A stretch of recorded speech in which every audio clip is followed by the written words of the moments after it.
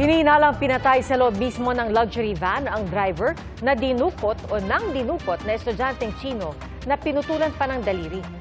Saksi, si Ian Cruz.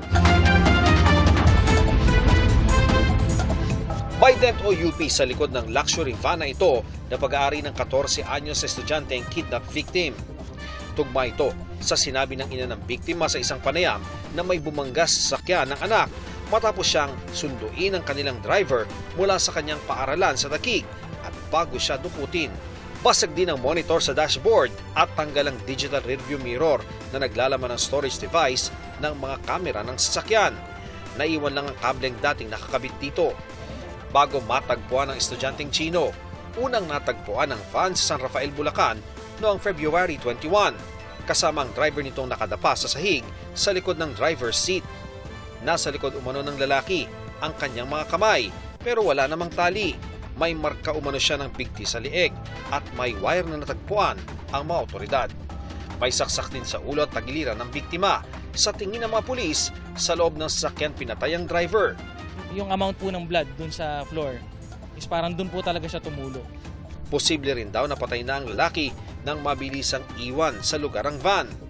Sa lugar na ito, sa gilid ng punong kamatsile, inabandona ang isang luxury van kung saan natagpuang patay ang isang lalaki na driver ng nasabing van. Itong lugar na ito sa Barangay Kaingin dito sa San Rafael, Bulacan ay 100 meters lamang ang layo mula sa bypass road na nagsisilbiring daanan mula North Luzon Expressway patungo ng norte. Malamang daw ay kabisado ng mga suspect ang lugar at posibleng madilim na nang abandonahin nila ang van. Ilan pa sa mga nakuhang ebidensya ng San Rafael Police ang 3 upper athletic uniform ng PNP at 2 pang-ibabang uniforme. Tugma rin ito sa sinabi ng ina ng estudyante na nakadamit pang pulis ang mga dumukot sa kanyang anak. Nakakalat na po siya eh. Dito po, meron po dito sa second row tsaka meron din po dun sa third row. Yung pants po sa third row seat na namin nakita.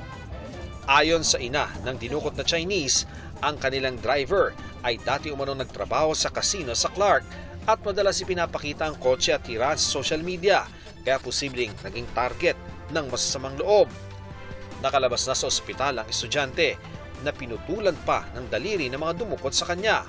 Patuloy ang pagtugis sa mga kidnapper, kabilang ang person of interest na si Wang Danyu alias Baolong. Dekada 90 nang gawing target ang maraming Filipino-Chinese na mga kidnap for ransom group. Nagdulot ito ng matinding takot sa mga negosyante bago matigil ng mga otoridad. Ang pagdukot sa binatilyong Chino may kinalaman sa Pogo ayon sa DILG. Ang ilang grupo ng mga negosyante may iba-ibang pananaw sa kung dapat ba itong magdulot ng pagkabahala at kung may epekto ito sa kumpiyansa sa pamumuhunan.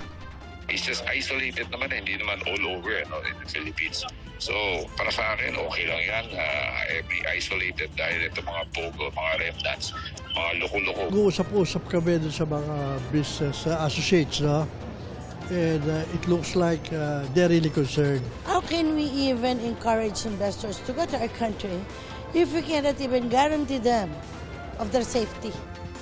Pero higit daw sa problema sa peace and order, mas malaki ang epekto sa negosyo ng red tape, presyo ng kuryente, presyo ng langis at iba pang hamon sa pagninegosyo. Para sa GMA Integrated News, ako si Ian Cruz, ang inyong saksi.